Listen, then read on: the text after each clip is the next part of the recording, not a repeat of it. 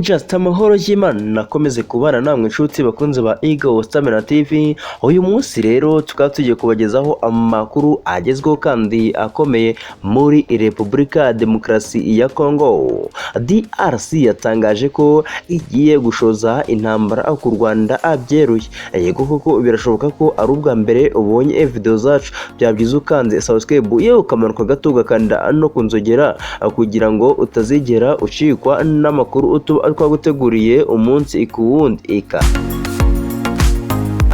Nyuma yaho umubano wa RDC n'u Rwanda ugenda urushaho kuzamba, kuri ubu ruhande rwa Congo rwamaze gutangaza ko rugiye kugaba igitero simusiga ku Rwanda. Ibi byatangajwe n'umuvugizi wa guverinoma y'iki gihugu Patrick Mayaya mu kiganiro yagiranye n'itangazamakuru. Mayaya yavuze ko u Rwanda rwahisemo nabi bityo ko bagomba kurushozaho intambara.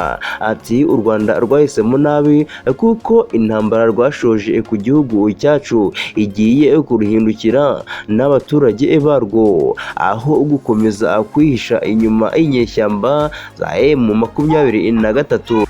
Uyu muvugizi wa guverinoma yakomeje avuga ko Perezida Felix Antoine Tshisekedi yashakaga inzira ya diplomasi, ariko uko u Rwanda nta bushake bw'iyi nzira rugaragaza, bityo akaba ariyo mpamvu bahisemo inzira y'intambara. Ati ariko umwuka urahari ugaragaza ko u Rwanda rutifuza inzira z'amahoro, niyo mpamvu twakoze ayo mahitamo. Igihe niki ngo dushyire iherezo kuri ibi bibazo kandi u Rwanda ruzababazwa n'ibyo rwishoyemo.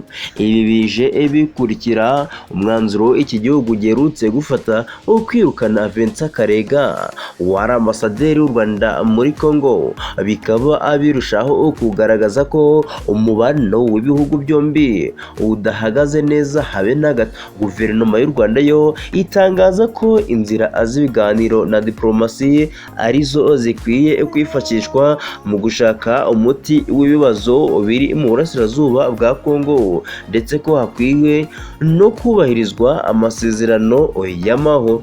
Hasta la vista, Igabye TV.